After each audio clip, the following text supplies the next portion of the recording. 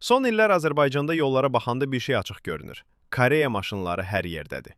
Kia və Hyundai sanki bazarı sakit-sakit ələ keçirib. Səbəbi də çox sadədir.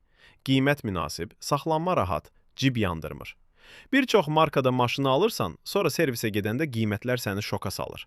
Amma Kia və Hyundai-da vəziyyət başqa cürdür. Ehtiyat hissəsi tapmaq asan, ustası hər yerdə var, təmir xərci də insanı qorxutmur. Üstəlik, yanacaq sərfiyyatı da Azərbaycanda çox adam üçün vacib mövzudur. Koreya modelləri burada da pis nəticə göstərmir. Gündəlik sürüş üçün həm ekonom, həm də kifayət qədər komfortludur. Bəzi markalar adla satılır, amma saxlanması cibə ağır gəlir. Kia və Hyundai isə sadə fəlsəfə ilə işləyir. Münasib qiymət, normal keyfiyyət və sürücünü yormayan servis. Bəlkə də buna görə bu maşınlar həm ailə avtomobili kimi, həm də taksi kimi bu qədər populyardır. İndi isə ən maraqlı sual.